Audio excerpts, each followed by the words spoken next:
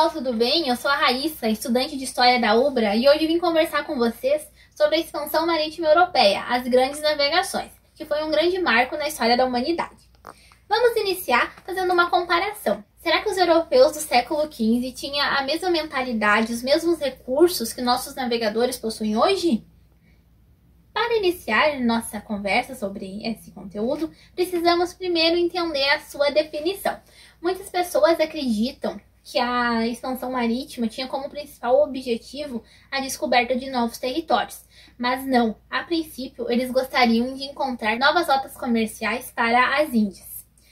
Vamos entender o contexto. Isso ocorreu durante os séculos XV, XVI e XVII, em meio à ascensão do capitalismo e à decadência do feudalismo.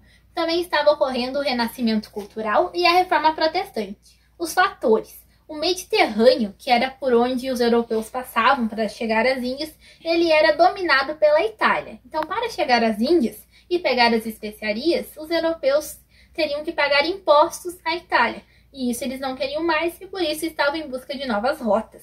Também influenciou muito o crescimento da burguesia, que consequentemente aumentava o consumo dessas especiarias, e a formação das monarquias nacionais, que houve a centralização do poder. Com a centralização do poder, centraliza também os recursos. E com os recursos centralizados, eles teriam mais formas de incentivar a expansão marítima, mais dinheiro. Então, com a influência do renascimento cultural, o homem passou a conseguir se questionar.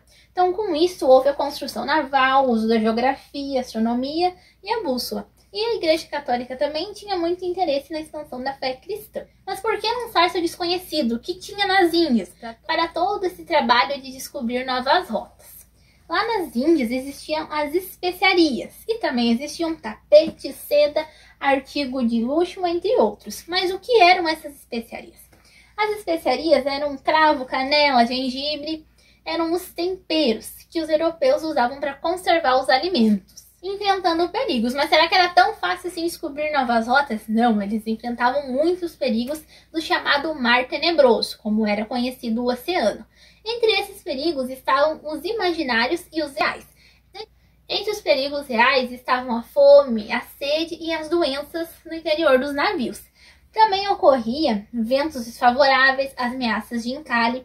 Entre os perigos imaginários estava a ideia de que quem se afastasse muito do litoral cairia num abismo. Em certo ponto da viagem eles incendiariam os navios, apareceriam monstros, sereias, entre outros. Aqui tem uma figura que é expressando ali todos alguns imaginários europeus.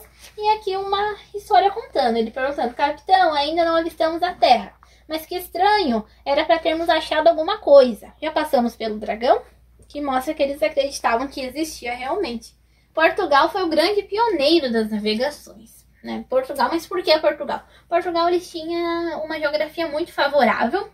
A Revolução de Aves foi de extrema importância. A centralização do poder, obtiveram mais recursos para poder investir na expansão marítima e o desenvolver técnicas e conhecimentos necessários para as navegações.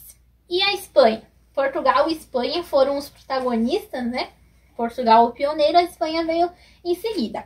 Mas enquanto os portugueses buscavam um caminho marítimo para o Oriente, navegando em direção ao leste, os espanhóis, seus principais concorrentes, esforçavam-se para atingir o mesmo objetivo, navegando para o oeste. Em 1492, foi aprovado o plano do navegador Cristóvão Colombo, o qual consistia em chegar ao Oriente navegando em direção ao Ocidente, isto é, dando a volta ao redor do mundo. Encontrou um novo continente para os europeus, mas já existiam muitas pessoas aqui, que foi quando Colombo chegou e pensou estar na Índia e por isso chamou esse povo de índios. Datas e expedições. Aqui temos datas e expedições mais conhecidas. 1415, 1460 ocorreu as navegações próximas ao Bojador. 1488, Bartolomeu Dias, o Cabo da Boa Esperança. 1492, Cristóvão Colombo à América. 1498, Vasco da Gama conseguiu finalmente chegar à Índia. 1500, Pedro Álvares Cabral ao Brasil.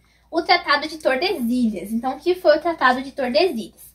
em junho de 1494, na Vila Espanhola de Tordesilhas, os protagonistas foram Portugal e Espanha. O que eles fizeram lá, o que foi esse acordo?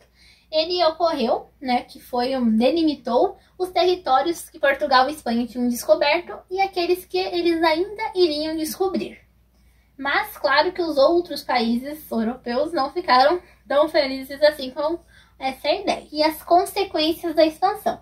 Houve a descoberta de novas terras e de rotas comerciais, a formação dos grandes impérios coloniais de comércio e a diversificação de produtos. Era isso. Tchau, tchau.